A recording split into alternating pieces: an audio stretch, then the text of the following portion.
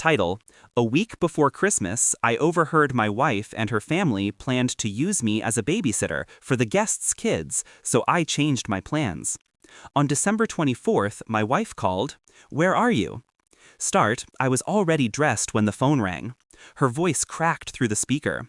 "Where are you? Everyone is here. The kids are waiting." I laughed, a calm, hollow laugh. "Don't wait for me," I said, "and don't expect the catering either." Then I hung up. That was December 24th, the night everything burned. For years, I believed marriage was partnership, shared burdens, shared joys. I gave her my time, my paycheck, my loyalty. We built a house together, filled it with pictures of vacations and holidays that I thought meant something. Her family loved me, at least that's what I was told. I fixed their leaks, helped with their moves, paid for their emergencies.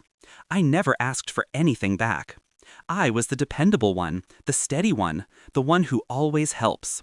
Until I overheard the truth. It was a week before Christmas. She was on the phone with her sister in the kitchen.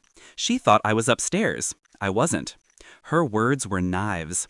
"Don't worry about babysitters. He'll handle the kids. That's all he's good for anyway." Laughter followed, her sister's, then her mother's voice in the background.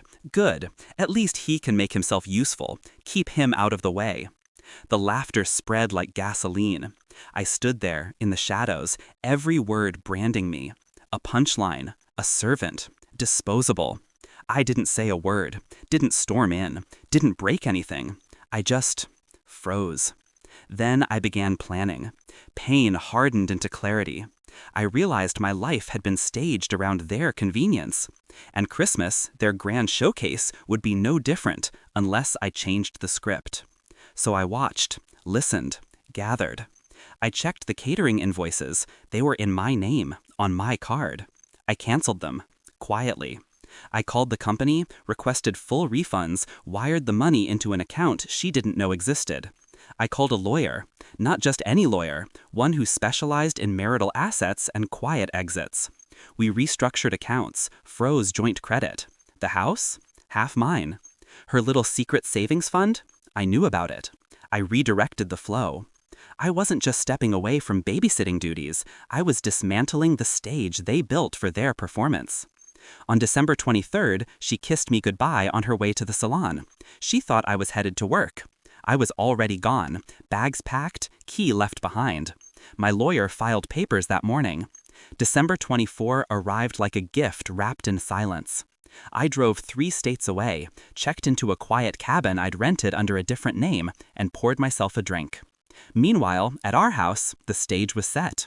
Guests would arrive, kids would be dropped off, catering would never show. Drinks, food, everything.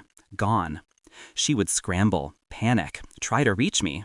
And when she finally did, when that phone rang, she got my laughter instead of my loyalty. Later, through mutual acquaintances, I learned how the night unfolded. The guests arrived with their children, expecting warmth and order. Instead, chaos, empty tables, hungry kids, angry adults. Her family, confused, blamed her. She blamed me. But her voice cracked, her mask slipped. The perfect hostess, exposed.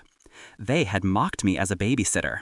Now she stood alone, surrounded by crying children, disappointed guests, and whispers that cut deeper than knives.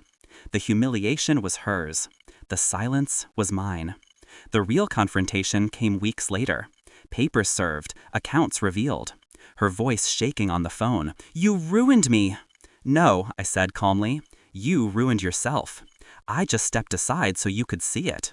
She begged, then she threatened, then she wept. None of it mattered.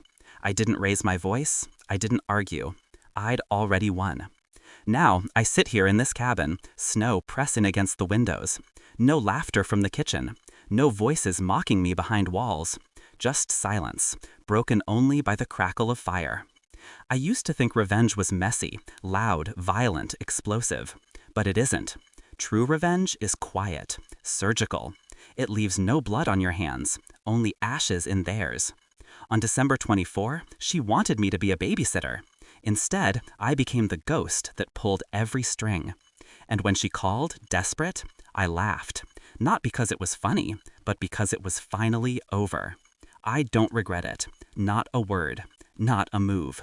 Some betrayals demand a lesson, and some lessons can only be taught by absence.